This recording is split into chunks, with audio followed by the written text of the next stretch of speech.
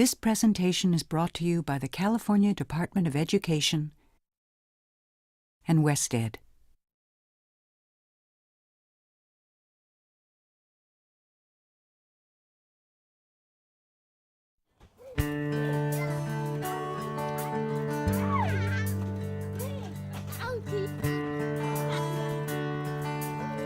During the preschool years, children find a whole new world, a world full of language. Exploration of this world starts early. Even before children arrive at preschool, they have already mastered many language skills and are able to communicate in the languages of their homes and communities. For children who are beginning to learn English, preschool provides a great opportunity for language and literacy learning. Its enriching experiences are just what a young child needs on the way to kindergarten.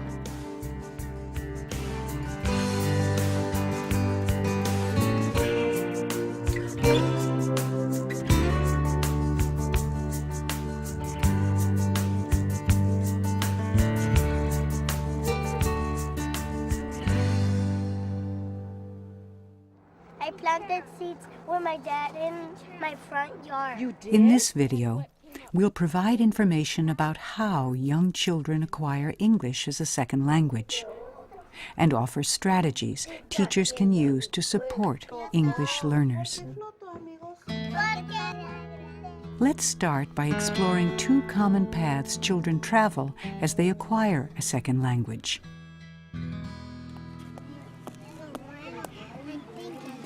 I make a birthday cake. Children on the simultaneous path are learning two or more languages within the same span of time. Look, I make a birthday cake. For example, Daniel comes from a home where he has consistently experienced both Chinese and English. Can you say in Chinese? E? Simultaneous learners go through the same developmental stages as children learning one language, but often develop a blended vocabulary of words from each language.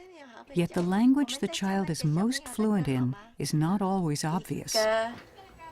You can't make assumptions that just because the child comes from a Spanish-speaking home, for instance, that they're not necessarily fluent in English. My family's names are... You have to be able to see the child in different contexts with different speakers to see if they understand the full range and extent of both the home language and the English language. La mente es muy rica. And carrots. Children on the simultaneous path will continue to develop both languages as long as they have consistent experience and encouragement in each. You know, the fish is very good. I know. The second common path is successive language acquisition. Children on this path arrive at preschool communicating primarily in their home language. They know quite a bit about how language works. They just don't know how English works. When they need to communicate with others, they will use their home language. Con morado. If they're in a program where their home language is not understood, they often observe and listen rather than speak. In this second stage, children listen with intent as they begin to comprehend the new language. While at preschool, they may not talk much during this stage, but they do respond non-verbally to simple English phrases. Say thank you. No. I like it. It looks very nice. And some children may respond in the home language even when addressed in English. Jennifer, do you like black? Yeah? You like red too? The third stage is called the telegraphic formulaic stage. Just like sending a message by telegraph, children use a few key words to communicate. They pick up phrases around the classroom that I call high-function words, high-kid function words like mine and share. Hi, share, share, share. It's those kinds of phrases and words that young children first use when they go public with their new language. In this stage, children effectively communicate by using familiar words and short phrases. They may also use formulaic communication, adding a word to a familiar phrase. For example, the child may combine the language formula wanna with a variety of verbs to express needs and wants. In this stage, children use longer and more complete phrases and sentences. At my school, we go, red, yellow, black, red, yellow, black. That's a pattern. Bigger carrot. This is a bigger carrot? They are learning the finer points of English and practice using language in more complex ways. Has anybody here ever been bitten by a bug? Though this first evidence of fluidity doesn't mean complete mastery, you can see they've made a lot of progress. Yesterday, it bit me right here, and then two, and then it got me. Ooh, that's a bite. Whether on a simultaneous or successive path, all English learners rely on adult assistance. To help children acquire language skills in a second language, we present 5 research-based strategies. By learning a few phrases in whatever languages the children speak, the teacher gives a tremendous message to the parents and children that she respects their language and is a language learner too. It's important to respect the home language of the child because the child's going to continue to need to communicate with the parents because the parents will continue to be the lifelong teacher for the child. So you may have the child in your preschool classroom for a period of 1, 2, maybe 3 years, but the parent is going to be more of a permanent fixture in that child's life. The clear message and the clear principle that has to sort of almost infiltrate the child care center is the idea that children's language must be supported. It is a part of their culture, their identification, and then in the long run, their whole sense of self. If we think about the child juggling their 2 languages, it's really important that the child's first language can continue to develop at home. Why do I say that? It's because the moms and dads and siblings in that family are the source of that child's information about the world, about where they came from, about everything to do with the world that the family wants to teach the child. If the parents and the child no longer share that home language, that level of communication can't exist for that family, and that would be very difficult for the child to overcome. Very good, muy bien. When the child's home language is seen as a strength, teachers can draw on that strength as the starting point for many English language lessons. When a child feels respected and that they feel that their language, their home language is important, it opens up a whole new avenue to tap into their learning because they are overcoming their inhibitions, so they're willing to take risks in the classroom.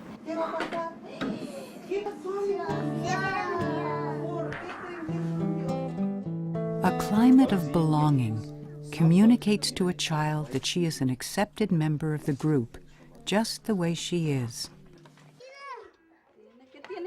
For a young child learning a second language, this sense of belonging is critical. We want to make sure that the students themselves feel comfortable within the classroom. And one of the factors which seems to be very important is that the teacher is a caring, responsive person. Many times, children are more intimidated to try speaking a new language than might be obvious. Strategies that allow them to experiment and practice without being in the spotlight help put them at ease. Days of the week. Do you remember the days of the week? Yeah! How many days of the week? 7. 7. Let's find out. Wow. 1, 2, 3, 4, 5, have loud, but no voices. No voices.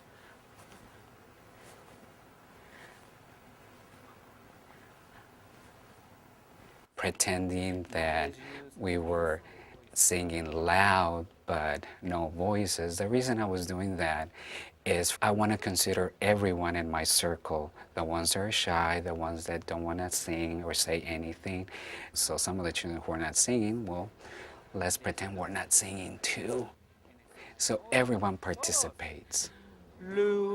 Teachers can also create a climate of belonging by setting up areas where small groups of children can comfortably be together, and places where children can take a break from the challenge of communicating in a new language. A climate of belonging helps children relax and gives them the space and confidence to participate in their new language.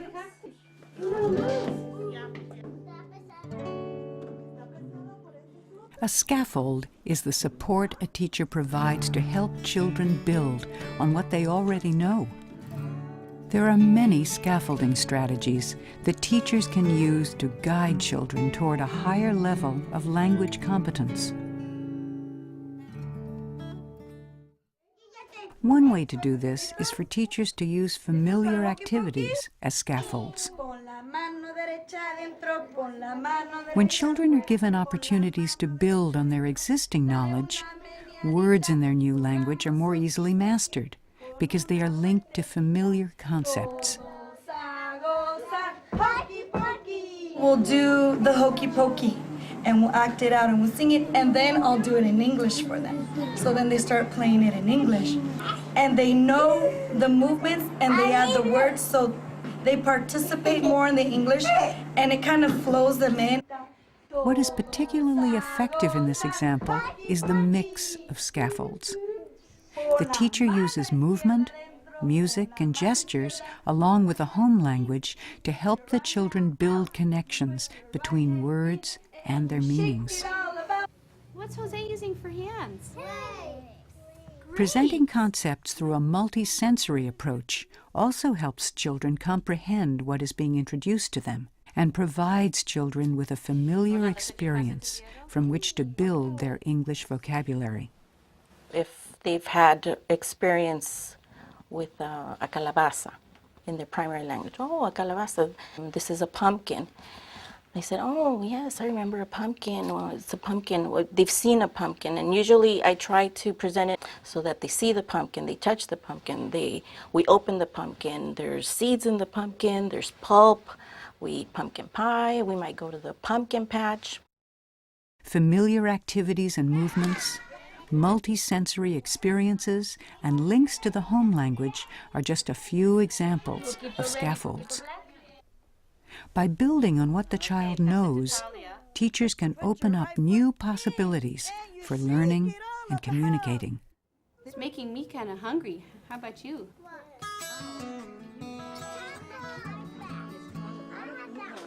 The children's words, ideas, and actions provide a great starting point for teachers to enrich both oral language and vocabulary. For example, teachers can build on what the child says by asking questions, adding information, and using complete sentences. If we threw it in the air, what would happen? This allows the children to hear both new vocabulary and sentence structure. Hot outside to get wet. I like to get wet in the pool. In the pool, yeah. Just talking to the children, asking them open-ended questions, giving the children time to respond and to answer those questions for them. So it's just always constant language engagement going on between the teachers and the children. What does it smell like? Mint. Another way to strengthen language skills is to name objects the child is interested in. Yeah, in Español es menta. It's very good for tea. To make things really clear for second language learners, teachers should link the objects the children are interested in with the activities they represent. A teacher that I observed who did a wonderful job of this would, at the beginning of circle time, bring to the circle a representation of each of the kinds of activities that children could choose for that day. He would hold up one of these objects to say, who wants to go and paint? Or who would like to go to play with the Play-Doh? And the children didn't have to guess what these words meant. They didn't have to guess what he was asking for. If they wanted to paint, they would walk over and, take hold of the paintbrush, and away they would go. Focusing on the children's interests is a powerful way to motivate and support their language learning. Soup. What kind of soup? And one of their greatest interests is playing with other children.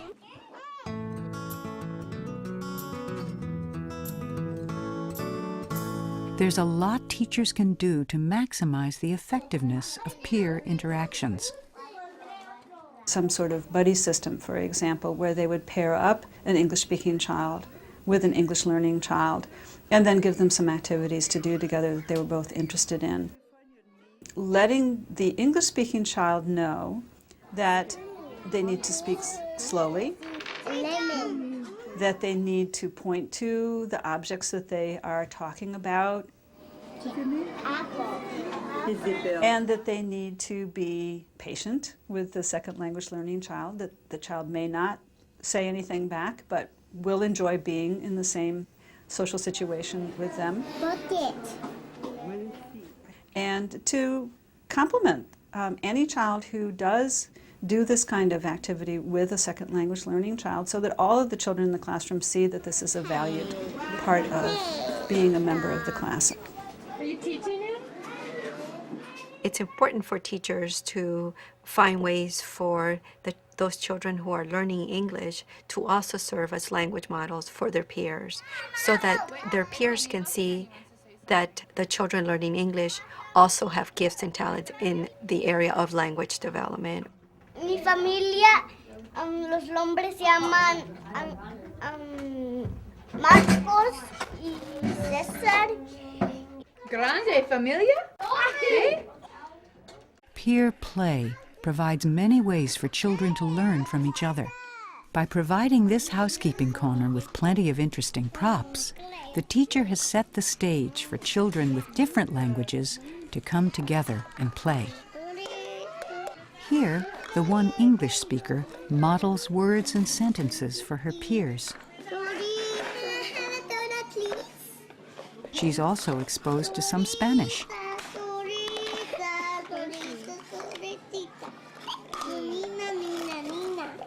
Encouraging these interactions and setting up the environment for them can be a really big help to second language learners. Let's review the 5 strategies presented so far that support the development of oral language. Honor the home language. Create a climate of belonging. Provide scaffolds. Focus on the child's interests and encourage peer support. These strategies will help children expand their language skills and vocabulary, both essential as they move toward literacy.